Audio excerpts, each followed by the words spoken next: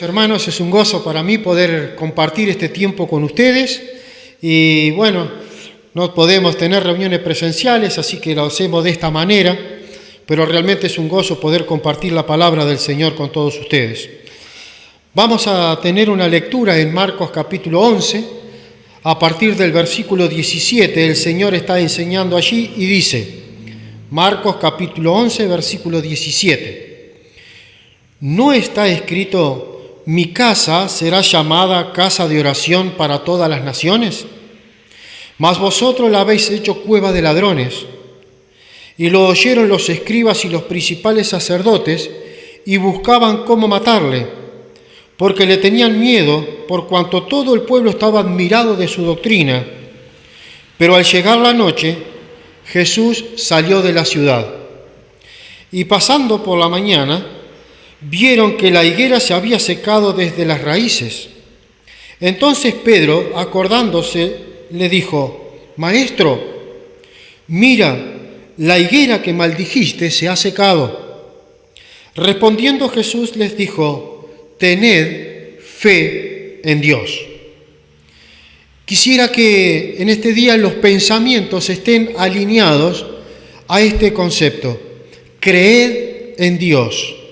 Tened fe en Dios, confiar en Dios. El mismo Señor Jesucristo nos invita, y es Él quien nos exhorta, a que cada creyente, cada uno de nosotros, como le dijo en este pasaje a Pedro, tengamos fe en Dios, que creamos en Dios. En estos tiempos, y en casi todos los tiempos, la credibilidad se va deteriorando. Cada vez creemos menos en las personas, creemos menos en la política, creemos menos en la religión, creemos menos en todo. Se está perdiendo la credibilidad, ya casi ni se cree en la palabra del otro. Antiguamente muchos negocios se hacían de palabra y la palabra era inviolable. Ahora el confiar en alguien ya no es tan fácil, porque los tiempos son difíciles. Pero el Señor Jesucristo es Él quien nos está exhortando e incitando y nos invita a tener fe en Dios. Ahora, ¿podemos creer? ¿Hay evidencias? ¿Podemos confiar? ¿Podemos tener fe en un Dios al cual no vemos? Dios, dice la palabra, que no cambia. El Dios del antiguo es el mismo Dios de la eternidad, y es el mismo Dios del tiempo presente, y es el mismo Dios de la eternidad. Por eso, Dios, dice la Biblia, es el mismo ayer, hoy y por los siglos. Dios es inmutable, no cambia. Ahora, cuando vemos el obrar de Dios desde el Antiguo Testamento, vemos en todo el libro de Dios que Dios es fiel. Por lo cual también diríamos que no tenemos ningún motivo para desconfiar de Dios. No tenemos ninguna razón para no creer en ese Dios. Él es digno de toda nuestra confianza. Pero también, por otro lado, vemos a Dios haciendo una gran promesa a Abraham en Génesis capítulo 12, donde Él iba a proveer para su pueblo Israel una tierra donde fluía leche y miel. Le daría a él y a toda su descendencia toda esa tierra que veía Abraham, y sería para siempre. En el capítulo 17 de Génesis le dice: que vaya a lo largo y a lo ancho de ella, porque a él se la iba a dar. Pero a los 175 años Abraham muere sin ver cumplida la promesa de Dios. Luego viene su hijo Isaac, y Dios le hace la misma promesa que le había dicho o hecho a su padre Abraham. Y así van pasando de generación en generación las promesas de Dios. Ahora, a los 180 años, Isaac también muere sin ver cumplida la promesa de Dios. Y luego viene Jacob, hijo de Isaac, y Dios también le hace a Jacob la misma promesa. Pero a los 147 años, Jacob muere en Egipto y pide ser llevado a su tierra para ser sepultado. Muere sin poseer la tierra que Dios le había prometido. Hasta que llega Moisés. El pueblo de Israel en cautiverio en Egipto, y Dios llama a Moisés para liberar a Israel de Egipto. Y Dios habla con Moisés y le hace la misma promesa que le había hecho a Abraham, a Isaac y a Jacob. Y Moisés saca a Israel de la cautividad de Egipto, cruza el Mar Rojo, 40 años peregrinando en el desierto, y llega a la cumbre del monte Pisga. Y estando allí en la cumbre de ese monte, Dios habla con Moisés y le dice: esta es la tierra que juré a Abraham, a Isaac y a Jacob, diciendo: a tu simiente la daré, esa tierra que fluye leche y miel. Estaba cerquita de esa tierra, era solamente cruzar el Jordán y ya estaría en esa tierra que Dios les había prometido. Pero Moisés nunca descendió del Pisga. Él muere allí. Aún viendo la tierra que Dios había prometido, no la pudo poseer. Entonces nos preguntamos, ¿puedo creer en Dios? Le hizo una promesa a Abraham para su pueblo. Le hizo la misma promesa a Isaac para su pueblo Israel. Le hizo la misma promesa a Jacob para su pueblo Israel. Le hizo esa misma promesa a Moisés para todo el pueblo de Israel. Pero ninguno pudo poseer la tierra. Ninguno vio la promesa de Dios cumplida en sus vidas. Entonces, ¿podemos creer a Dios? ¿Podemos creer en Él? Pues Dios no es hombre para que mienta, tampoco es hijo de hombre para que se arrepienta. Por lo tanto, Dios es digno de toda nuestra confianza. En 1 Tesalonicenses capítulo 5 dice: fiel es el que os llama, el cual también lo hará. Hay momentos en nuestra vida que bajamos los brazos y nos debilitamos en nuestra fe en Dios. Y una fe débil, tu fe débil, mi fe débil, hace que tengamos una visión borrosa de la fidelidad de Dios. Pero el Señor me dice aquí en Marcos capítulo 11 que tenga fe en Dios, que crea en Dios. Así que luego Dios habla con Josué, luego de la muerte de Moisés. Y Josué cruza el Jordán y todo el pueblo de Israel posee aquella tierra prometida. Esa tierra que había prometido a sus antepasados, Josué la obtiene. Es que Dios siempre fue fiel a su promesa. Él cumplirá su propósito. Dios cumplirá su promesa en su tiempo, en el tiempo de Dios. Y eso me da a mí la convicción, la tranquilidad, la seguridad de que puedo creer en Dios. No hay nada que pueda opacar la fidelidad de Dios. Por lo tanto, sé que puedo creer en Él. Ahora, no es solamente creer en Dios o decir que creo en Dios. Tiene que haber algunas cosas que realmente evidencien esa creencia, que sean evidencias de fe. ¿Puedo creer en Dios? Sí, porque Dios es fiel y Él no va a cambiar jamás. Y Él lo que prometió lo hará. Pero si digo que creo en Dios, ¿cuáles son los argumentos que yo puedo plantear para decirle a los demás: soy un creyente? Soy un cristiano, soy una persona que cree en Dios? Para valerme de este punto, quisiera compartir con ustedes o apoyarme en la lectura de 1 Tesalonicenses capítulo 1. Allí en 1 Tesalonicenses capítulo 1, el apóstol está escribiendo a esta iglesia y lo primero que hace es resaltar 3 características que son propias de una iglesia que cree en Dios. Estas características expresan toda la vida espiritual de aquel que cree en Dios. Y Pablo entonces le dice, a partir del versículo 8, porque partiendo de vosotros ha sido divulgada la palabra del Señor, no solo en Macedonia y Acaya, sino también en todo lugar, vuestra fe en Dios se ha extendido. De modo que nosotros no tenemos necesidad de hablar nada, porque ellos mismos cuentan de nosotros la manera en que nos recibisteis y cómo os convertisteis de los ídolos a Dios para servir al Dios vivo y verdadero, y esperar de los cielos a su Hijo, al cual resucitó de los muertos, a Jesús, quien nos libra de la ira venidera.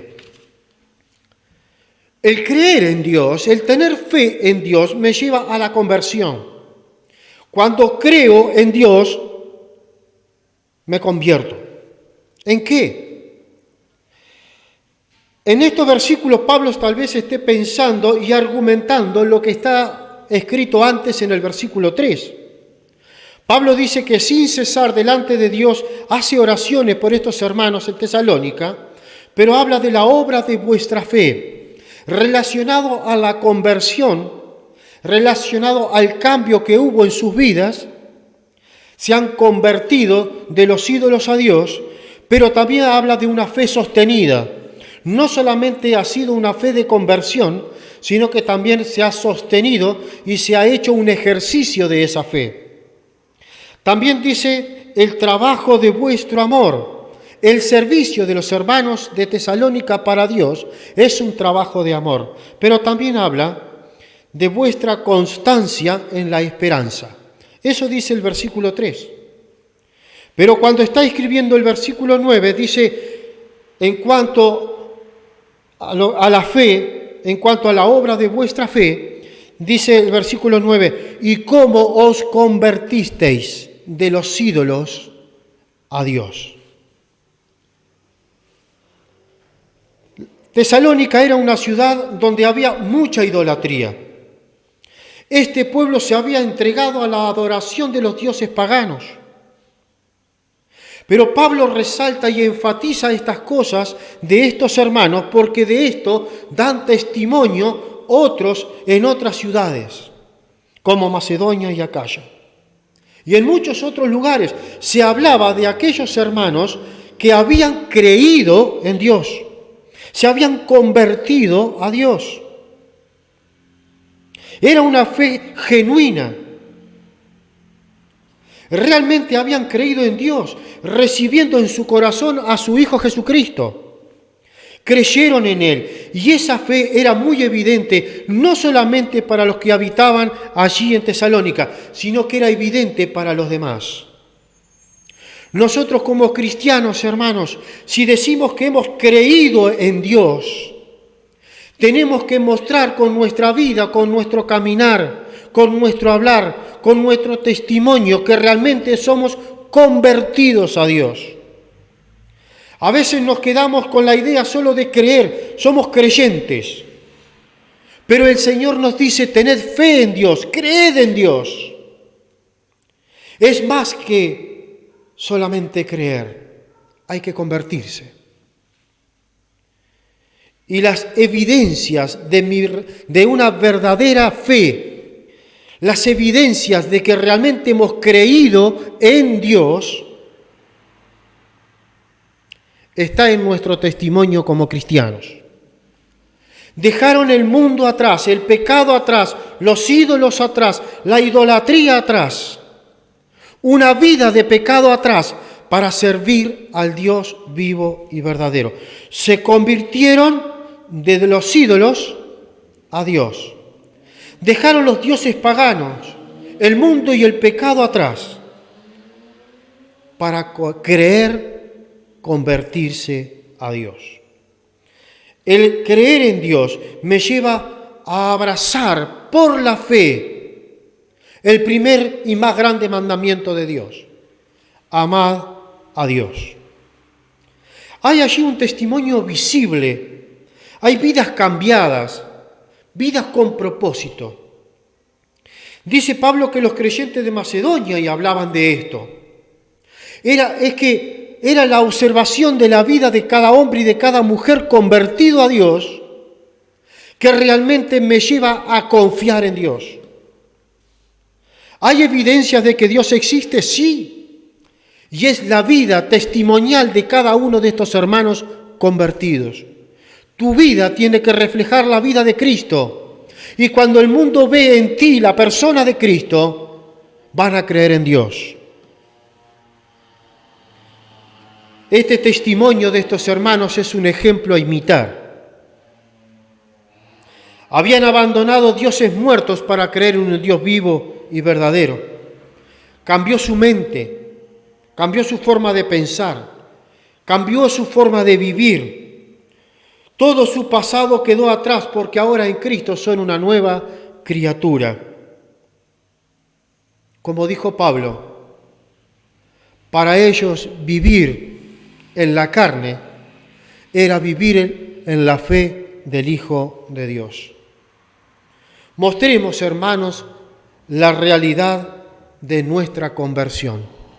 Mostrémosle al mundo, digámosle al mundo: me convertí a Cristo porque creí en Dios.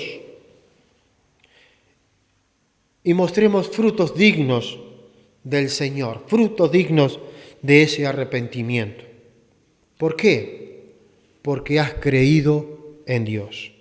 En segundo lugar, dice el versículo 9, que esa conversión no solamente había sido real porque había sido una fe real puesta en un Dios real, sino que esa conversión produjo un cambio en la actitud, produjo un cambio en el trabajo, en el hacer de todos los días. ¿Por qué? Porque antes idolatraban, antes servían a dioses ajenos, pero ahora ese creer en Dios y ese convertirse a Dios los lleva a servir a Dios. Estos hombres y mujeres se convirtieron y ahora sirven a Dios. Ese abandono de los ídolos a Dios nos asegura un verdadero arrepentimiento y una fe genuina. Este servicio a los tesalonicenses, de los tesalonicenses a Dios, es en forma voluntaria y es por amor, como dice el versículo 3, el trabajo de vuestro amor. Era algo continuo este trabajo y era algo permanente en el tiempo. No era algo circunstancial. Voy a servir a Dios en esto, hago esto, se terminó esto y no hago más nada. Este servicio a Dios era duradero. Este servicio a Dios era continuo. Por eso era una vida que testificaba de Dios y era reflejada a los demás. Por eso los demás hablaban de este testimonio, porque permanentemente servían a Dios. Su ocupación en el tiempo presente era servir a Dios. Antes a los dioses paganos, ahora al Dios vivo. Dice William MacDonald en uno de sus comentarios: el cristiano o el cristianismo no es una vida que soportar por causa del deber, sino una persona a la que servir por causa del amor. El mismo Señor Jesucristo dijo: yo he venido para servir, no para ser servido. Creer en Dios me lleva a servirle solo a Él y es por amor. Y ese servicio deberá ser notorio también al resto, no solamente de la iglesia, sino el entorno donde me muevo, debe ver ese servicio para Dios. En tercer lugar, dice el versículo 10 que estos hermanos en Tesalónica esperaban de los cielos a su Hijo, al cual resucitó de los muertos, a Jesús.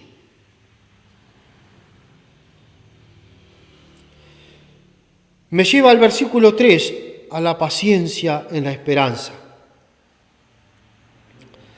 Pablo dice que estos creyentes convertidos esperaban de los cielos a Jesús, al Hijo de Dios. Cuando vamos al libro de los Hechos, capítulo 2, dice que, hablando allí con dos hombres con vestiduras blancas, y le dice: ¿qué miráis vosotros? A los discípulos le dice esto: ¿qué miráis vosotros arriba al cielo? Este mismo Jesús que ha sido tomado de vosotros al cielo, así vendrá como le habéis visto ir al cielo. Y Pablo le escribe a Tito que los que creemos en Dios tenemos una esperanza bienaventurada. ¿Y cuál es la esperanza bienaventurada de todo creyente?